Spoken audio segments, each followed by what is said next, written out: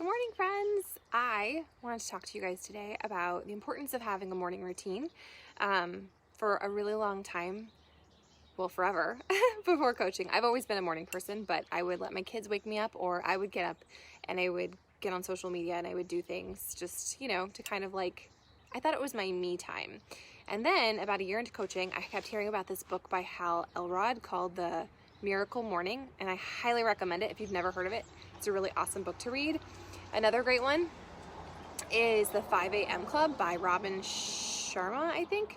I haven't read that one, but I've heard really good things about it. It's in my Amazon cart.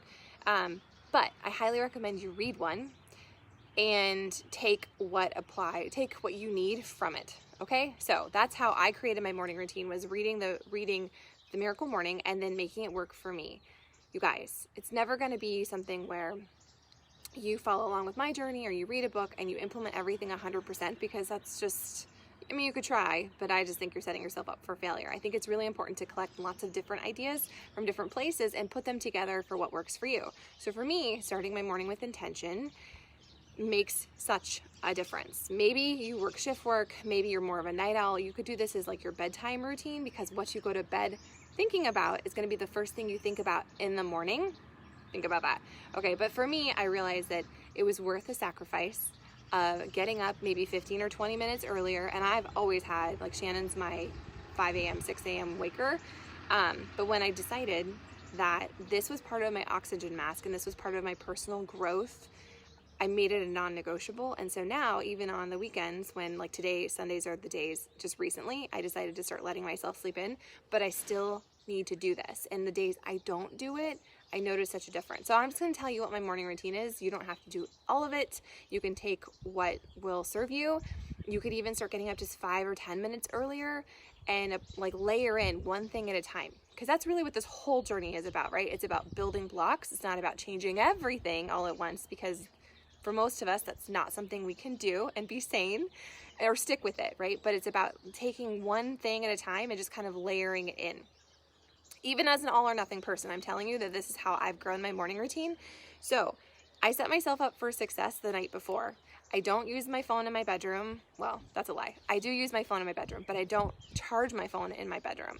So if I have to use an alarm, okay, fine. I got like a cheapo little alarm thing at Walmart that works really well. My husband has his phone in our bedroom and he uses that as his alarm. He doesn't sleep well, and I think it's because his phone is there. It's not about technology or anything. I just think that something about it's really hard to turn your brain off. I think if my phone is there, and I noticed when I used to sleep with my phone in my room, I'd wake up in the middle of the night and I couldn't sleep, and so I'd start to like scroll. No. Okay, so I read the book, the Mel Robbins book. What is it called? The 5, 4, 3, 2, 1 book? What is that called? I don't know. I can't think of what it's called right now.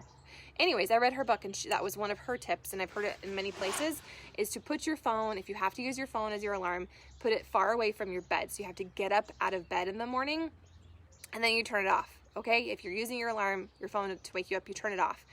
For me, I get up in the morning, my phone is charged in the kitchen, I come out, I grab a cup of water. If I'm doing coffee, I get that, or I'll get tea.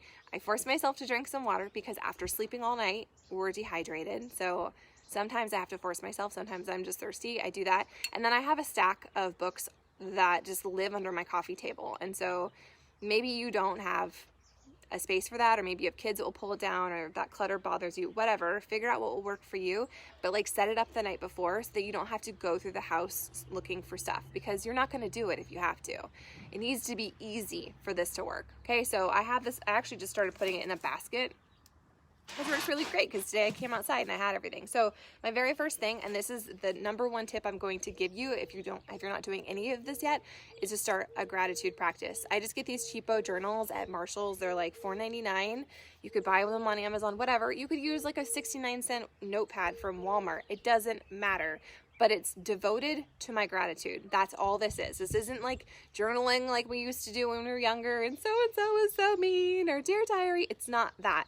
This is strictly just my gratitude, and sometimes it's my goals and visions, but I'm telling you to just start with gratitude, okay? So what I do every single morning after I've gotten my water and I've gotten my coffee or my tea, this is my first non-negotiable thing. I sit down, I have my pen in here, or it was in there, and I have to fill out an entire page of everything I'm grateful for.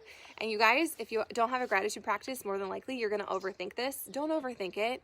Literally just brain dump everything that comes into your mind. You're grateful for toilet paper, for running water, for heat. Like, I'm grateful on the cold days that my furnace freaking works, that JR fixed it. I'm grateful for the sound of the birds. I'm grateful for the way my sheets felt. I'm grateful that, the dishwasher ran last night. I'm grateful for my family. I'm grateful for the laundry pile I have to fold. And so when you start to shift your focus on all the things you're grateful for, it kind of pushes out the overwhelm and all the things that are looming that we need to do, or the anxiety. As someone who struggles with anxiety, this has been such a freaking game changer. So if you don't have a gratitude practice, start one today. That's actually something I'm going to be gifting you guys in the raffle today. If anybody orders anything this month, make sure that you comment on my post. I'll check my online office, but I'm going to send you a gratitude journal. It won't be this. It's actually something else I found on Amazon that's like specifically devoted to gratitude, and you can try it and see what works. But the days I don't do this, I'm just snippy. I'm irritated. It's like my perspective is off kilter. So start with a gratitude practice. Okay. That's your number one thing. That is your challenge for this week, is to do a gratitude practice every day. You could do it before bed.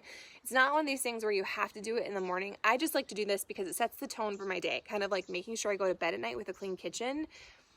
Sometimes I don't want to, but I know if I wake up and everything is a mess, I just feel behind. So you're going to find what works for you. Definitely implement gratitude.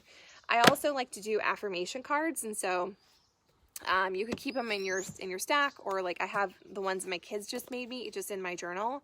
You could even have a list of affirmations, and you could use your gratitude journal to write them out. Again, affirmations, we talked about this a lot. It doesn't have to be super huge. It doesn't have to be you're trying to manifest stuff. It could just be at what you want, who and what you want to be, spoken in the present tense. So I am patient. I'm a good mom. I show up with intention today. I love the skin that I'm in. I'm so grateful that I get to be a part of today. Don't overthink it, and you don't have to have 5 million of them, because if it's too big, you're not going to do it. That's why I'm not telling you to do all of this. I'm telling you to start layering in pieces, okay? But this is just my morning routine. So number one thing is my gratitude practice, and then I have a couple different devotionals that I've been kind of rotating through. I have a Jesus Calling in here. I keep going back to this 100 Days to Brave. I've tried so many. I was recently sharing about that Dr. Caroline Leaf, and I don't like her. It doesn't vibe with me, which is cool. There's going to be things you're going to try, and it might not vibe with you. You put it away for a while, you bring it back out, and it totally is the right season. It's exactly what you need. But for me, it doesn't resonate with me. And so I'm going to put it back on my shelf. I'll revisit it another season and another year. Whatever. So get these things at the library. Try them on before you purchase them, even if you're getting them on Amazon. And my tip with all my personal development that I get on Amazon is there's the buy it now, but then if you scroll to the bottom, there's always the used stuff, and it ships from places like Goodwill or Half Price Books or whatever. That's how I get all my personal development. It is very rare that I pay full price for it, and most of the time, well, in my past life, I would always try and get it at the library to see if I liked it, because don't just collect them to collect them. Rihanna made a post yesterday. I'm part of that club. You should see the amount of personal growth I have that I haven't even made it through, and I keep meaning to, but then I keep buying more books. Like yesterday, I bought like 3 used books. But again, it's just about having things that will serve you, okay? It's not about shaming you. It's not about making you feel bad. It's just about arming yourself up and reminding yourself of what's possible, because so much of this battle, so much of this journey, so much of your transformation is going to come from your personal growth. And that's what's happening up here, the self-talk that you're thinking about, or the self-talk that you're having, the things that you're thinking about, and what's happening in here, all of your self-belief. And so the more you do personal development and personal growth, the more time you spend with your affirmations and with your gratitude practice, and making it a goal to read a couple pages a day or listening to a couple minutes a day of an audiobook, you guys. And not like fiction. I'm talking about things that will grow you, and such a personal thing. Like I can give you recommendations. We have files in this group. If you scroll up and click on the files, there's tons of personal development recommendations. There's podcasts. There's lots of free options. So don't be like, well, I can't afford to buy anything. There's so much free stuff. You don't have to buy anything. It's just about finding what you need. Maybe you don't feel like you belong. Maybe you're struggling in your marriage. Maybe it's your self-talk. Maybe it's your finances. There's growth for every single category of your life, and you know in your gut what it is you need to work on. And that's really cool. It's not about It's not about you need to be better. It's just about you peeling your own onion and getting better at being you. I freaking love personal development. It used to be called self-help, but it's really just personal growth. Okay, so Jesus Calling, 100 Days to Brave. I'm back to that. If you're spiritual at all, I absolutely love Jade Simmons. You can go find her on YouTube. She's actually running for president. She just put in for, she's an independent, which is kind of cool. So you can scope her out. But Audacious Prayers for World Changers. This is an outstanding, outstanding book. So if prayer is part of your morning routine or your evening routine, I highly recommend you look this up. She has a prayer for every single day. And then she has like some areas you can journal, and I've gotten so much out of this. I just love her. So she actually spoke at our Beachbody convention last summer. That's how I'd heard of her. And she's a classical pianist that incorporates like rap and other cool stuff. Like, it's just really freaking dope. I love her. So she's super fun. You can find her on YouTube. You can listen to her. You can get her books. I think that Lena said you can, maybe it's free on Kindle or something. I don't really remember, but just, you know, do your detective work. Ask your library to get it. They can do an interlibrary loan even. So if they don't have it, it doesn't mean you're SOL. It just means more than likely they'll be able to get it for you. But this is definitely worth reading and investing in. And then I have another, so I do those things, right? I do my gratitude practice. I do my affirmation. I will read my vision if I have time. I'm also doing that sometimes when I do my workout, like if there's a lot of floor work, because sometimes that's cardio and I just don't want to be doing it. But I can like have my vision in front of me and I can read it and remind myself of why I'm showing up and why it matters, right? Because if you don't know, if you're just here because you want the size of your pants to change, it's going to be a lot harder to stick with it and to see it through, because this journey, you guys, it's not always easy. There's a lot of days where it's going to be hard, but you're tough and you can do whatever it is you want, okay? So, gratitude, devotional, and then I usually have my whatever personal growth book I'm reading, and right now they're on the counter. So I'm currently reading a leadership book by Josh Coates, which is really awesome. And then I'm also still reading Atomic Habits, which is a great book. A similar book to that is The Slight Edge. So if you're trying to change a habit, if you're trying to create a habit, if you're trying to change like some self-limiting habits, I recommend The 5-Second Rule. That's what it's called. The 5-Second Rule by Mel Robbins, Atomic Habits, or The Slight Edge by Jeff Olson. Those are 3 books about just kind of creating daily duplicatable ways to shift your habits, because we all have habits, and whether they're good or bad, like you can choose to change them. It just takes some practice and stuff. What else? What other books do I recommend? I shared yesterday in here that the Life's Golden Ticket by Brendon Burchard is a really powerful one. So if you're new to this and you want to listen to something more like a story, Life's Golden Ticket or The Energy Bus by John Gordon, those are both outstanding, and you can actually listen to those in the car with your kids. So anyways, friends, having a morning routine is such a critical part of your journey and your growth. And if you try this and you make it a habit, a healthy habit for, longer than 3 days, if you do it for a couple of weeks, I guarantee that you're going to get some momentum in your life, and it's going to start to shift everything for you. When I started doing personal development, I noticed such a change in my entire life and how I was able to dream again, and I wasn't so fearful. I wasn't so anxious. Like, I still struggle with those things because that's part of who I am. But I know now that my personal thought patterns have so much impact on my life and how I show up, and that I allow people or things or thoughts to have rent space in my head. So what are you allowing in your head? Is it positivity? Is it negativity? Is it overwhelm? What are you feeding? What are you fueling? I still have the negative thoughts come in. I still have the freakouts and the fear, but I know that I'm the one in charge. I'm the one driving my bus. And so when that stuff comes in and when I start to feel overwhelmed, that's when I remind myself of my truths and I practice my affirmations, and I really lean hard into gratitude. So if you don't have a gratitude practice, that's your call to action for this week, is to start a gratitude practice. Whatever it looks like for you. It could just be 5 things, or it could be you challenge yourself to do an entire page. And some days, I'm not going to lie, some days it takes me a long time to do it. Other days it just flies. It's just easy. I'm grateful for the laundry I get to fold. I'm grateful for flushing toilets. I'm grateful for tampons. I'm grateful for hot coffee. I'm grateful for running water. I'm grateful for my family. And the things that are driving me crazy, I try and flip those. Like my laundry pile. I'm so grateful I have a washer and dryer. I'm so grateful I have a family. Hi. So that's my tip to you. And then the other things I do, I don't do this as part of my morning routine, so don't get overwhelmed, okay? These are just other pieces that I make sure to incorporate throughout the day. And I've been at this for 5 years, so I've had a lot of time to tweak and add them in. So don't follow along and be like, oh my gosh, I need to do this, and I need to do that. No, you need to focus on gratitude, and you need to start some kind of personal development, listening to something that's going to drown out the self-doubt or the other voices or the self-limiting belief. That's what you need. Okay? Drink your water, move your body, eat like you love yourself, have some freaking fun, make sure that you're resting, fill yourself with positivity and possibility. Change your thought process, because you can level up into whoever you want to be. I'm proof of that. But what I was trying to say, oh my God, I have to get these adjusted. They're driving me crazy. Anyways, the other thing I do tapping every single day, which is EFT.